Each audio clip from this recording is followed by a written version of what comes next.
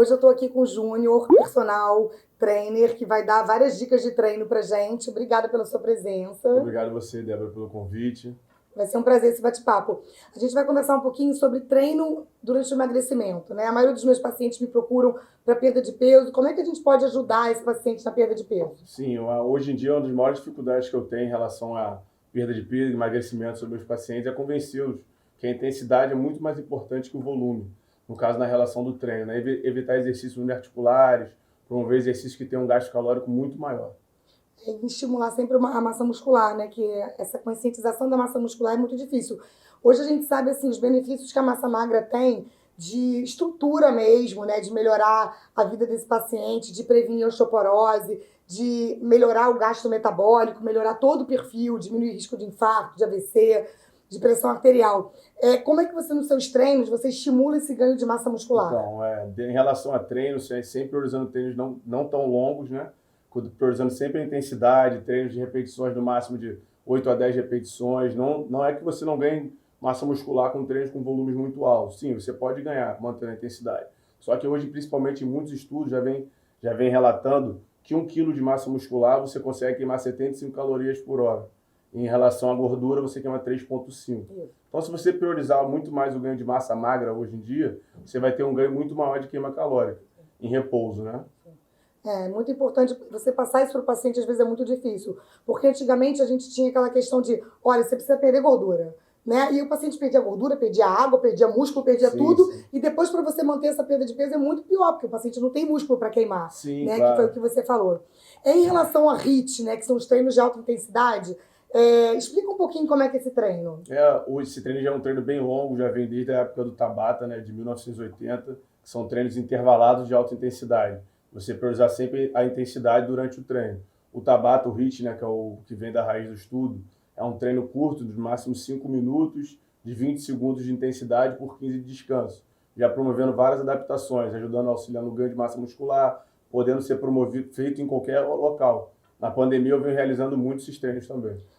Como é que você tem feito, foi uma coisa que você puxou aí, o gancho de isolamento, né? Esses pacientes que ainda continuam, mesmo já tendo passado um longo período de isolamento, como é que você tem adaptado o treino desses pacientes que ainda continuam confinados? Então, nesse período agora eu tenho priorizado muito, né, a capacidade respiratória dos meus pacientes, tentando promover, manter a massa muscular dele, mantendo funcional, tem alguns grupos de risco, que ainda tem cerca de 6 pacientes que estão em casa desde o começo da pandemia, no caso, obesos, idosos, hipertensos, alguns até que já tiveram câncer de algum pulmão acometido. Então, em relação à pandemia, estão com muito medo de sair. E até em relação mesmo à depressão. Então, eu tenho priorizado muito a parte tanto de manutenção da massa muscular, como a capacidade respiratória. É incrível. Isso é muito importante também, o equilíbrio emocional e corporal, né? Esse equilíbrio do corpo e da alma. O idoso, ele precisa de treinos diferenciados muitas vezes, né? Sim. Eu sei que você tem muito cliente idoso. Como é que você trabalha isso no seu dia a dia? Então, é um grande paradigma, né? Muitas indicações de médicos proibindo o agachamento em relação ao idoso. Eu sempre falo que o agachamento é um dos principais exercícios para o idoso. Porque se você não ensina o idoso a agachar, ele não tem funcionalidade no dia dele. A vida ativa dele vai diminuir, a densidade óssea baixa. Hoje é comprovado que a densidade óssea aumenta muito em relação ao treino de força. Então você consegue promover um treino intenso, com curto tempo, para o seu idoso, adaptado, lógico, cada um respeitando a sua intensidade. Que normalmente hoje em dia você fala, fazer um treino intenso para o idoso. Às vezes é só sentar e levantar na cadeira, abaixar, promover uma ativação do core, para manter uma boa postura e não sentir dor na coluna.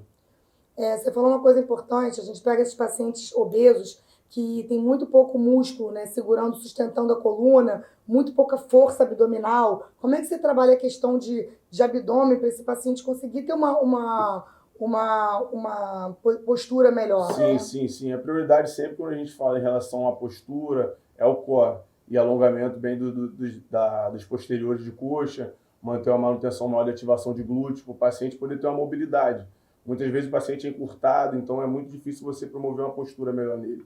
Então o treino de mobilidade é fundamental, o treino de core, o que dá muito receio é ver esses pacientes assim, acima do peso, passando 1 hora, 2 horas em cima de uma esteira e promovendo mais lesões ainda no seu corpo e no músculo esquelético. eu reforço muito isso no consultório, né?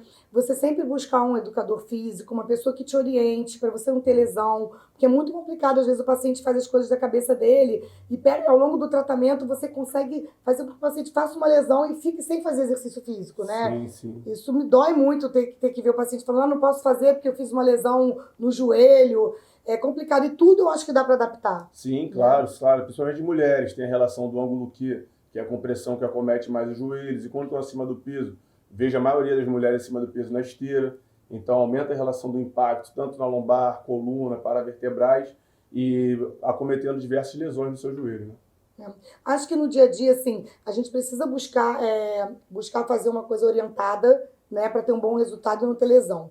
Agora, uma coisa que eu acho incrível, assim, é como o Júnior, ele motiva as crianças e os adolescentes nos treinos, eu vejo isso no dia a dia, e eu queria saber, assim, como é que você consegue manter o foco dessas crianças? Sim, assim, criança principalmente não promover atividade de longa duração. Tem que ser coisas com alta interação para a criança poder sempre estar interagindo dentro da sua aula. Não adianta você querer promover um treino para uma criança que ela não entenda, não faça lógica dentro do dia dela. Sim. Então, sempre botando coisas lúdicas, bola. Não é porque você está com a bola você não vai dar intensidade. Se a criança poder dar um sprint, fazer um hit de 50 metros, uma corrida, ela sempre vai estar priorizando a intensidade, mas de forma lúdica. Eu acho incrível isso. E buscar uma coisa que te gere prazer, né? Porque a Sim, criança claro. não vai ficar numa musculação eternamente.